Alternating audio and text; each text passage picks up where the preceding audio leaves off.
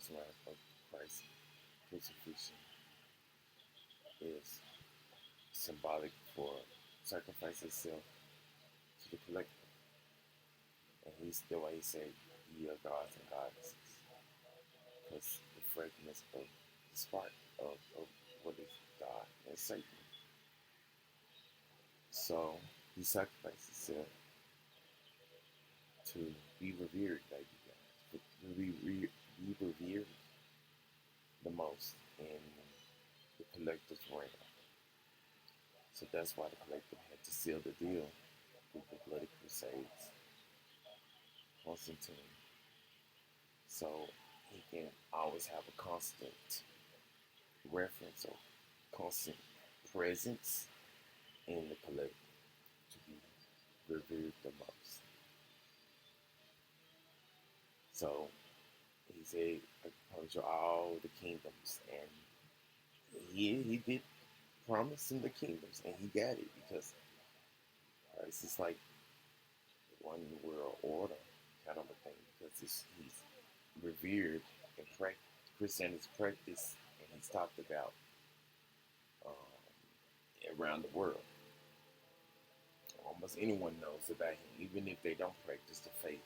They've heard his name at least once. Zeus, Jesus. Yeshua is coming about it, of course, but some claim that he's different from Jesus, and they're lying about some of his teachers. But we for the sake of union, Yeshua is still Jesus. For the sake of this explanation, and they're saying that he wasn't sacrificed, but the point I'm trying to make is that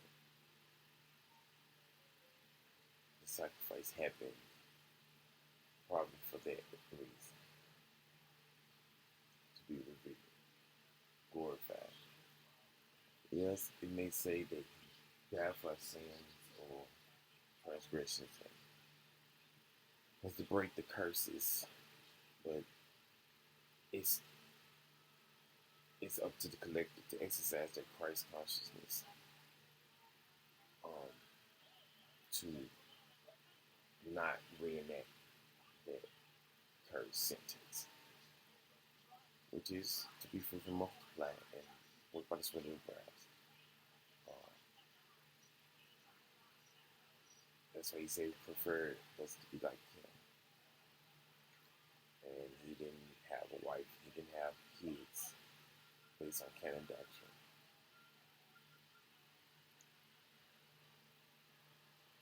But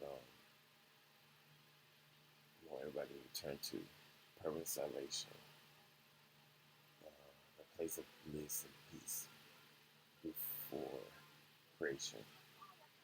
But in one of my videos, I was explaining how the first being, or nothing, was so conscious and aware.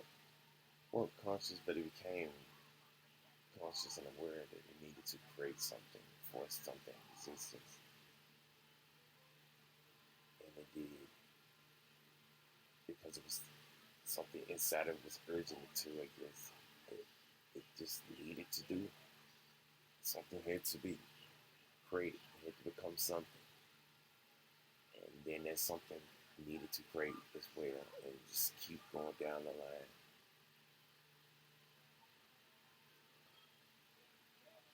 One of my concerns is like repenting, and how repenting. Someone died for the sins, but you still have to repent. You encouraged to. I guess it's for the sake of the individual person, so they can have an easier life.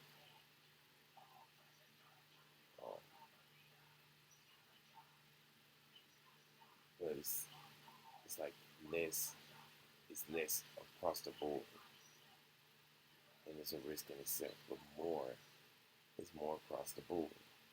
But it's a chance you get rewarded more for it, because it's living more of the world. So that's why some people say balance is key. very badly living when instinct and choose to be not to procreate and keep them unborn, will we all be spared from everything. But the problem is that there's a chance that with that's nothing, create that something and then force beings back into consciousness, awareness, and existence. So there's that. And now about the health part,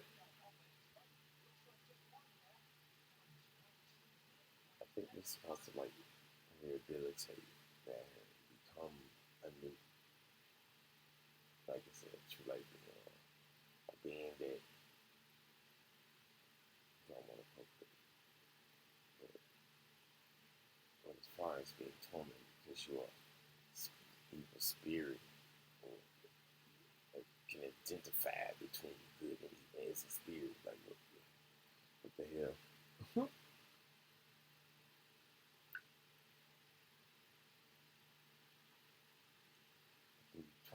Can you really torment someone knowing that you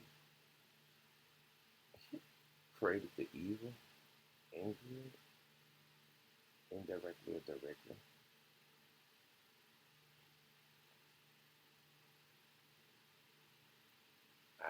I maybe you can because they're the one that tormented him to create in the first place. Something urged him to create. It's great. It's like something tormenting me. I just gotta tell the truth. I just can't stop.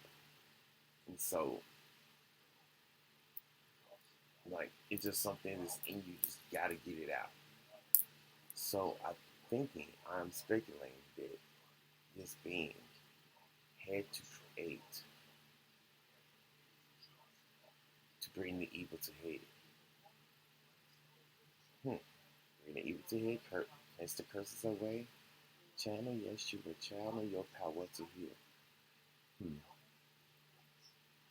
So that's probably what procreation really is.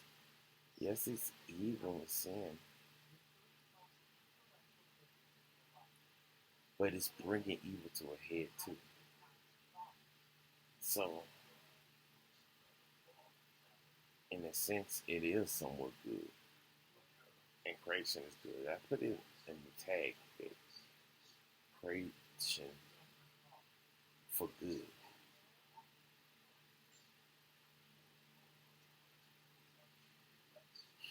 So it's like you expelling the evil out of yourself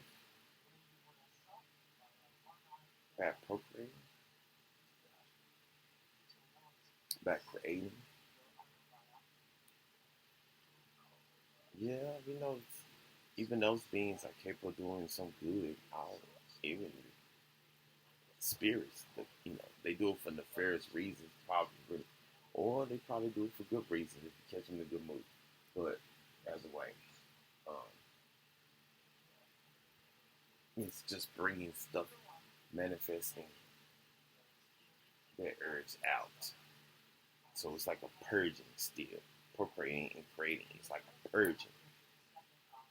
Kind of with me being an artist.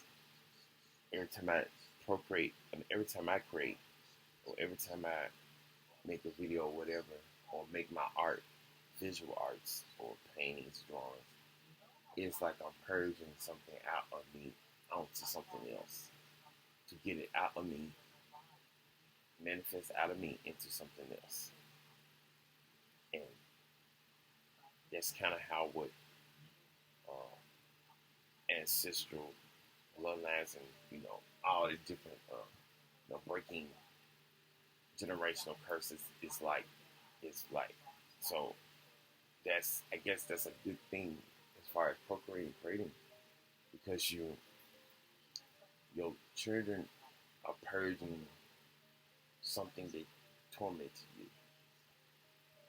you. They're helping to purge the issues and evil that is left in you through them. Just like they say, uh, you're doing you're conquering.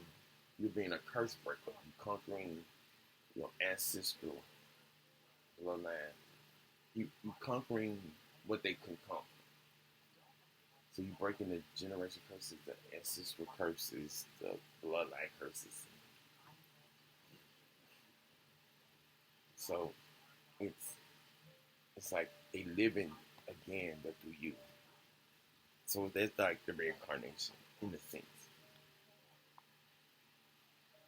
But I just feel like one of the curse breaker is not procreate. Maybe it is, maybe it isn't. I mean, I feel like it is because once once if we find if we can conquer the urge to procreate, it's like you doing the ultimate victory, and then it's showing that there's nothing else to purge. You're the curse breaker. You ending the lineage, the line of sin and evil, because you don't feel the urge to do it. You, you defeated what needs to be defeated. So if you find yourself not doing it, that means it's the curse has been broken.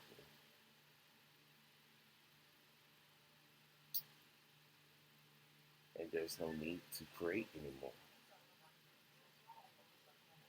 When creation slows down, that must mean all what was tormenting that original, I guess, sin, original creator, first, we have collectively purged it out.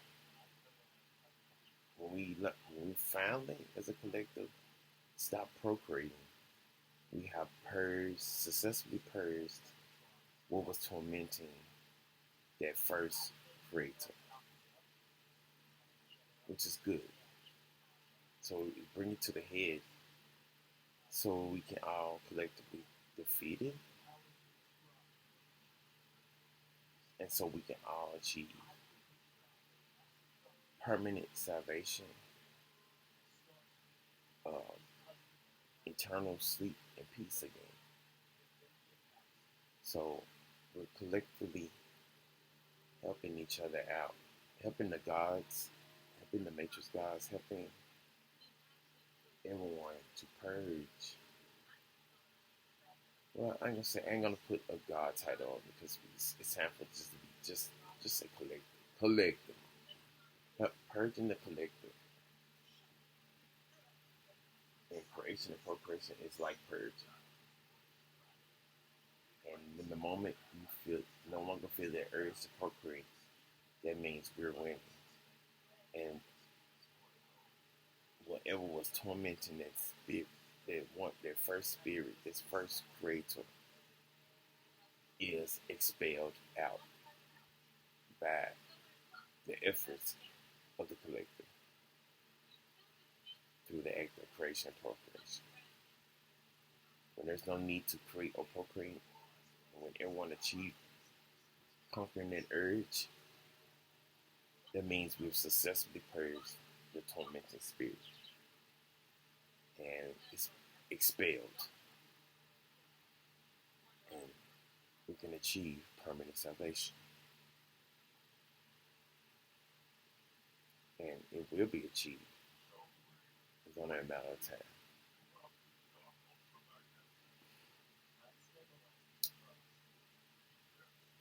We say that it is achieved.